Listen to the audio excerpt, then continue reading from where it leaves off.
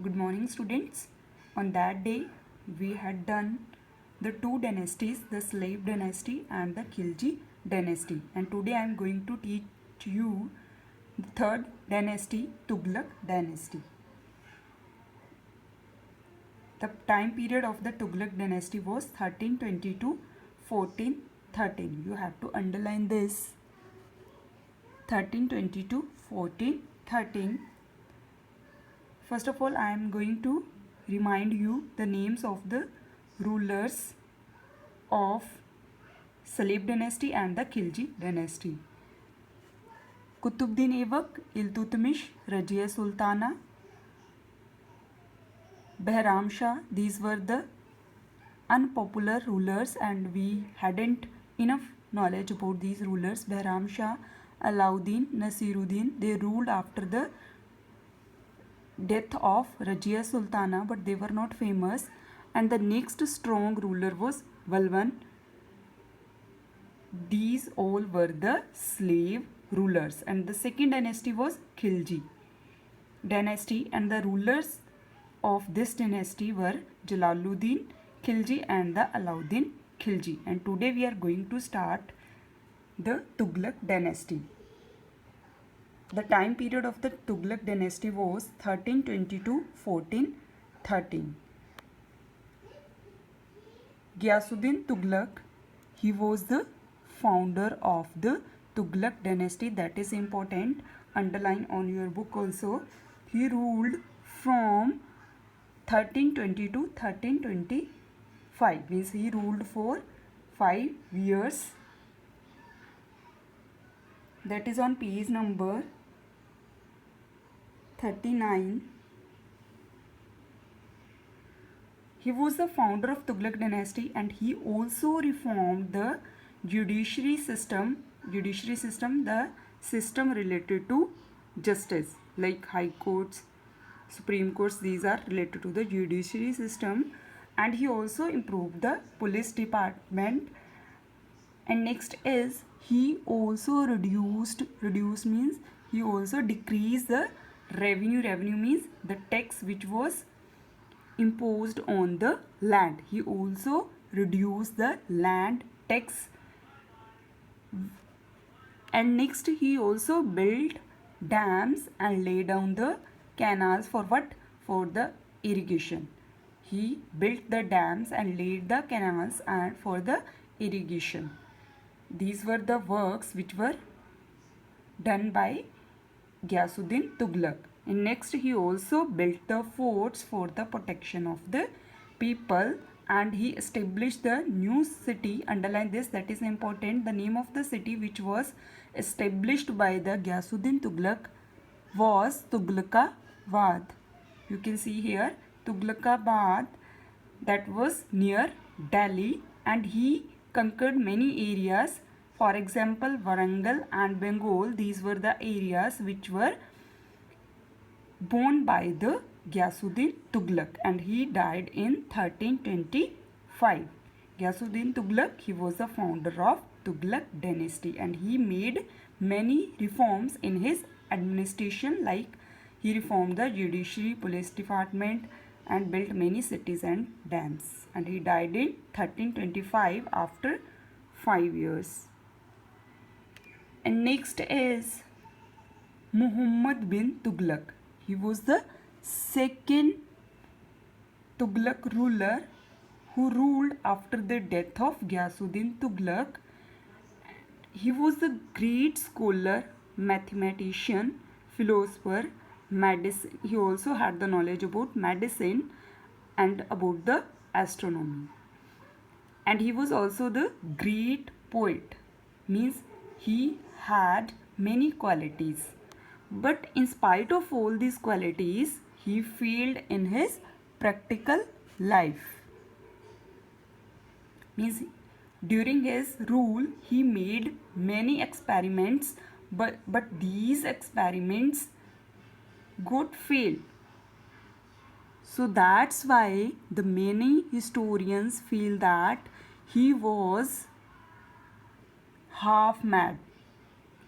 The historians called him half mad, but nowadays many historians feel that he was the wise man and he had the knowledge about different areas, and he tried to provide the unique solution to the problems of his rule.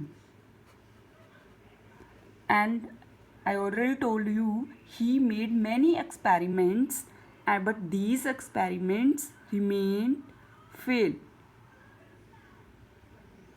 He was the great scholar. He was the had the knowledge about different fields, but in spite of these qualities, he failed in his practical life. Now I am going to explain the different experiments which he made during his time. The first experiment which he made during his time, that was the taxation in Doab. Means he increased the tax in Doab area. Taxation means that was the tax which was taken from the land, and he increased that land. He increased the tax in Doab. Doab was very fertile area. The land of the Doab area was very fertile. And the production was very high from this area, but the situation was different when he increased the tax. What was there? When he increased the tax, at that time the famine, means the rain was not there, so the production was also less at that time, and at that time he increased the tax because the people at the time didn't have enough money to pay as a tax to the government. So that's why they get disappointed with the decision of the government. What decision? With the increase of the tax. So that was the first experiment which was made by the Muhammad bin Tughlaq. He increased the tax in Doab. When he increased the tax in Doab, when the production was very less because of the leakage of water, because the rain was not there and the production was very less, at that time he increased the tax. So that's why the people get against the ruler. And the second thing, the officers who were collecting the land revenue at that time, they didn't try to understand the situation. What they were doing, they started to collect the tax from the peasants forcefully. So that's why the people ran away from their houses, because they were unable to pay the tax. They didn't have the enough money to pay the tax. So that was his first experiment which failed. His second experiment was transfer of the capital. He transferred his capital during his time. That was his second experiment. But he transferred. Transferred means he changed his capital. Before the Muhammad bin Tughlaq, the capital of Tughlaq dynasty was Delhi. And but he changed the capital to Devagiri. You can see here, you have to underline also on your book on page number 40. He transferred the capital from Delhi to Devagiri. Why he changed this capital? Many reasons were there. First was Devagiri was in the center. Delhi was situated in the north side of India, but Devagiri was situated in the center. So that's why he changed his capital from Delhi to Devagiri. Second reason was it was free from the Mongol invasions. Invasion means attacks. At the time, Delhi was situated in the north and Mongols were attacking on the Delhi. So That's why he changed his capital to save it from the attacks of the Mongols. So the two reasons were there. First was the Devagiri was in the center, and second was it was safe from the Mongol invasions. What he did, he ordered all the people, not only the people, to the nobles and the other officers to shift from the Delhi to Devagiri. And the people, they had to follow the order of the king, so that's why they moved towards the Devagiri.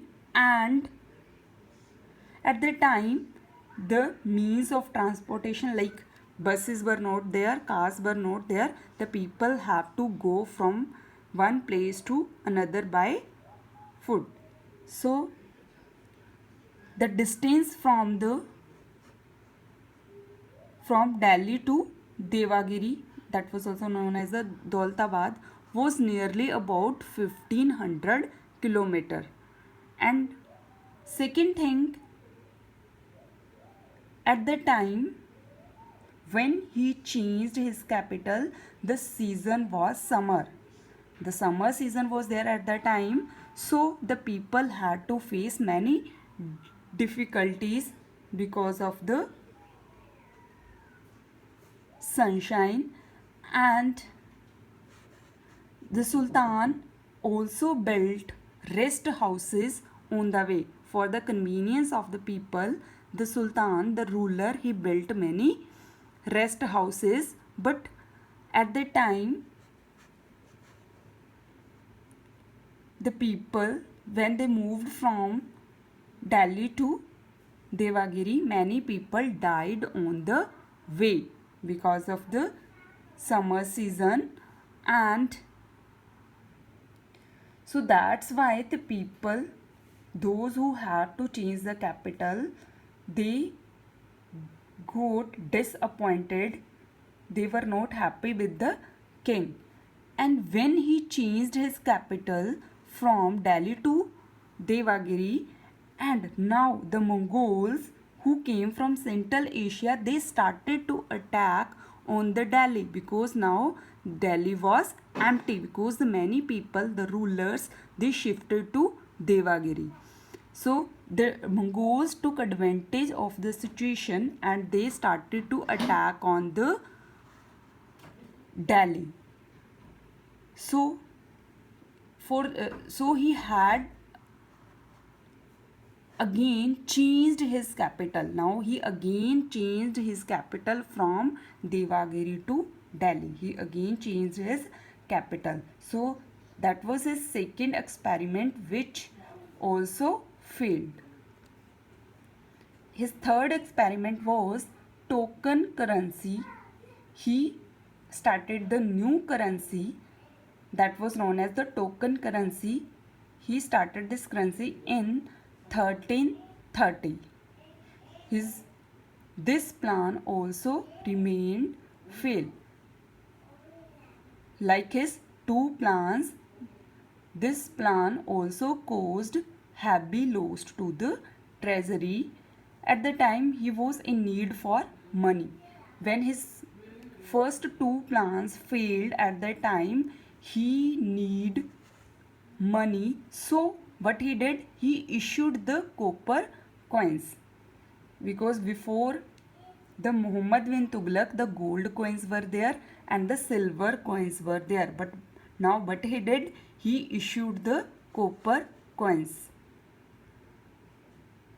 But this plan also failed, as now what the people started to do, they started to make the coins at home with copper, because copper was cheap, it was easily available. So that's why now the people started to construct the coins at home,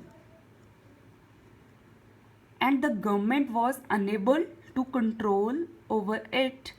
Forged coin easily came in circulation, and the coins which were constructed by the people at home, they came into circulation in the market. And with this, what happened? The kingdom became poorer than before. And now the king had to again change his decision. What he did, now he withdrew the scheme, and he again gave the gold and silver coins to the people in exchange of copper from treasury. And he taken the copper coins from the people and gave him the gold and the silver coins.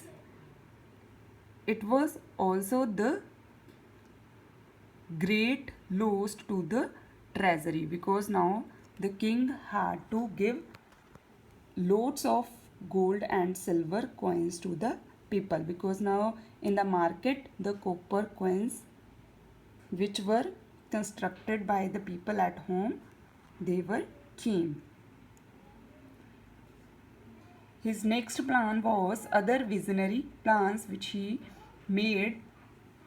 Muhammad planned two expeditions. Expedition means he planned to attack on Kranchi and the other, that is in Persia, and Kranchi and the other to the Persia. He planned to attack on Kranchi and on Persia, but these planned failed. And what happened? Because to attack on these areas, he made the army, and he had spent a lots of money on the army.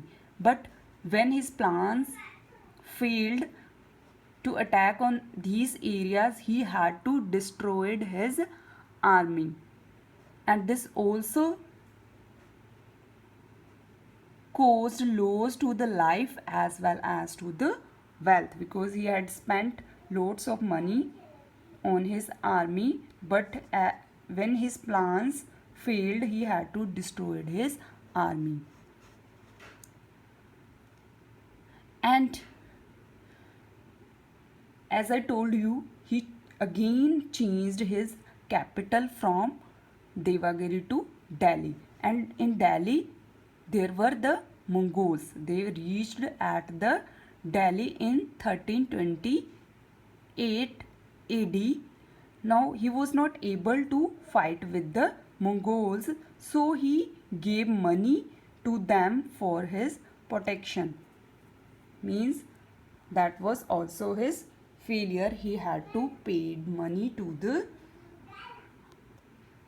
Mongols. And what happened?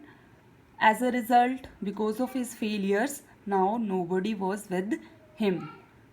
He lost the support from ulemas. Ulemas were the Muslim leaders, nobles, and he also lost the support of his officers and of the common people, because the common people had to suffer because of his experiments. So that's why the common people got against the ruler. Now, third ruler of Tughlaq dynasty was Firoz Shah Tughlaq. Muhammad Tughlaq, he had no son, but Firoz Shah was his cousin. Muhammad Tughlaq, he had no son, and Firoz Shah was his cousin. And Firoz Shah was ruling according to the Islamic laws, according to the rules of Islam. What type of man he was? He was the great builder, but he repaired and dug many canals for what? For the irrigation. To give water to the crops, he built many canals and repaired these canals. He set up many hospitals, rest houses and gardens, and he also built sarais. Sarais were the places where the travelers and the merchants got shelter. And he built many towns, like, underline this, these are the names of the towns which were built by the Firoz Shah Tughlaq: Firozabad, Hisar and Fatehbad. And he also built madrasas where the Muslims get education. And the name of one madrasa which was built by Firoz Shah Tughlaq, that was the Firoz Shahi Madrasa. It is at Firozpur, that is for the higher education. And he also translate the books from the Sanskrit to the Persia. Many books which were written in Sanskrit, he translate these books to Persia. Means Firoz Shah Tughlaq, he did many works. He repaired canals, he built rest houses, he built many towns and madrasas. But in spite of these, the dark side of his administration was also there, but he did, means these, now I'm going to tell you the works which were not favored by the people. First, he imposed jizya, that was the tax, and it was on the non-Muslims, and it was started by the Firoz Shah Tughlaq. He imposed the tax, that was jizya, on the non-Muslims, on the Hindus. Now Hindus had to give extra tax, that was known as a jizya. It was imposed by Firoz Shah Tughlaq. So Hindus, they did not like him because he started the new tax that only the Hindus had to pay. Second, but he destroyed the Hindu temples and he construct the mosque. He destroyed the Hindu temples and he construct the mosque for the Muslims. And the nobles started to drink. During his rule, the nobles started to drink and he started to depend on the Jagirdars. Jagirdars were the people, those got the pieces of land from the king for their services. And these Jagirdars prepared the military for the king. Now the king started to depend on the Jagirdars for what? For their military services. And what happened? Their revolt started in country, and now Jagirdar, they started to become powerful and they started to revolt against the ruler, against the Firoz Shah Tughlaq. He also maintained the number of slaves. During his time, the large number of slaves were there and the king had to provide them food and other facilities. So lots of money was spent on these slaves and this also became the burden on the ruler. Many states like Malabar, Telangana became independent. Means many rulers started to become independent during the rule of Firoz Shah Tughlaq. After the death of Tughlaq, his successors were very weak. So after the Firoz Shah Tughlaq, his rule, the Tughlaq dynasty started to decline.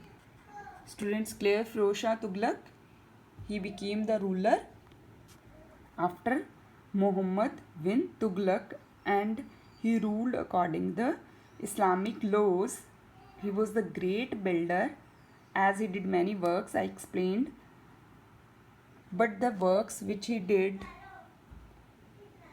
many works were there which were not liked by the people. Like he imposed the jizya on the non-Muslims. He destroyed the Hindu temples, and during his time, the nobles also started to drink. These were the work which were not liked by the people, and his power started to reduce because many people like Jagirdars and the governors of states, they revolted against him. And next is invasions. Invasions means attacks of the Timur. First of all, I am going to define who was the Timur. Timur, he was the great conqueror. He was from Central Asia and he attacked on India in 1398. Underline this, that is important, that is also in short question. Who was Timur? He was the great conqueror. He was from Central Asia and he attacked on India. Why he attacked on India? His main aim to attack on India is to loot its wealth. He wanted to plunder the wealth of India. For that he looted many cities and he took away the wealth from India, like he took with him the gold, silver and the jewels. So he plundered the wealth of India in the form of gold, silver and jewels. In spite of this, he also carried with him the skilled persons of India like carpenters, artisans and stone cutters. He also carried these people with him where to Afghanistan. And when he attacked on Delhi, he stayed here for one night and on next day he marched toward Meerut, Hardwar, Nagarkot and Jammu, and then he went to Afghanistan. Means he attacked on many areas of India for what? To plunder the wealth. Next is, what were the impacts of the Timur invasions? When he went back to Afghanistan, he appointed Khizr Khan as his governor. Underline this. He appointed the Khizr Khan as his governor at Lahore. He himself went back, but he appointed his governor at Lahore. And when he attacked on India, his army destroyed the crops of the farmers. When his army came in India, attacked on Delhi, and on the way his army destroyed the agricultural fields, crops and the grains, which was the great loss to the farmers. And after him the famine came in India. That was terrible famine, and it also affected the life of people.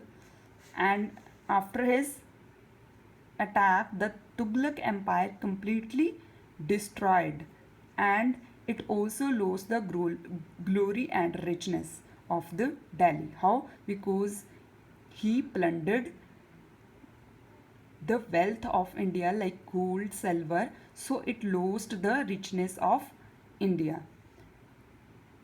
And after his attack, he also opened the way for Babur's invasions. Because of his attacks, now Babur also thought about to attack on India. So these were the impacts of the Timur's invasion on India.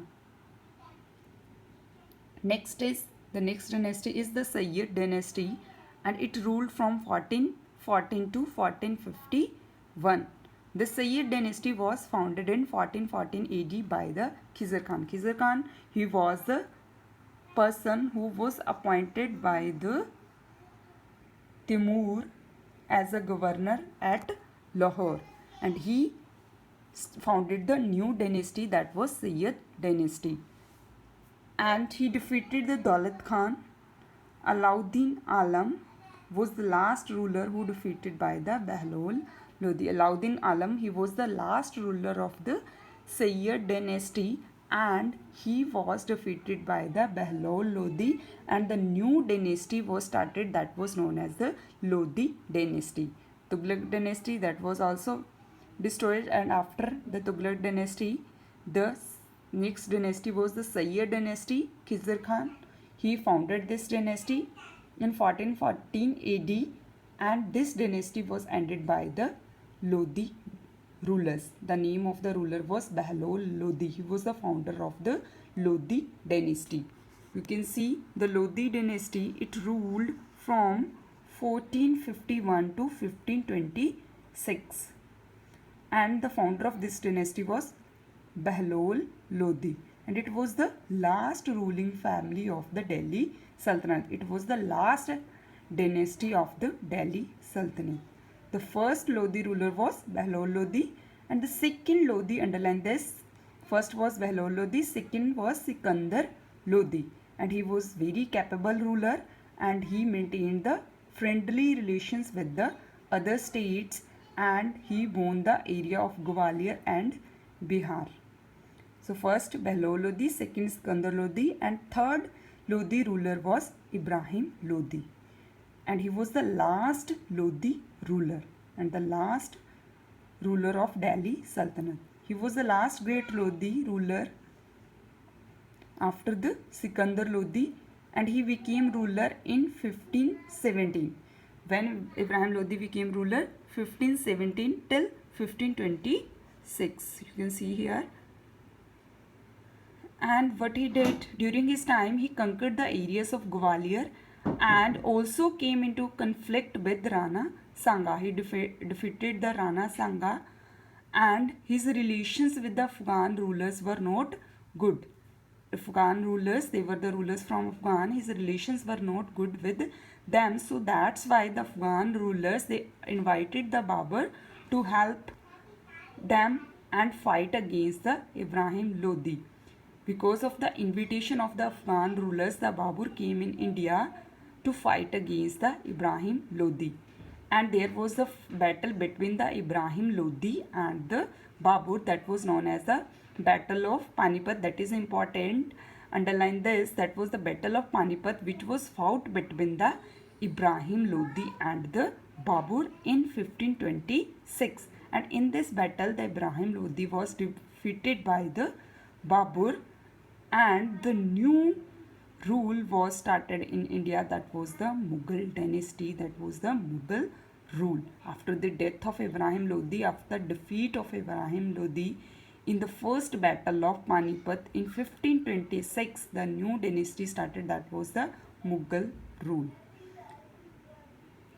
Now students, clear? Ibrahim Lodi was the last Lodi ruler and he hadn't good relation with Afghan, so that's why Afghan invited the Babur to fight against Ibrahim Lodi, and the battle was there between Babur and Ibrahim Lodi, and he was defeated and the Lodi dynasty destroyed. Students, I hope you understand this chapter. Thank you.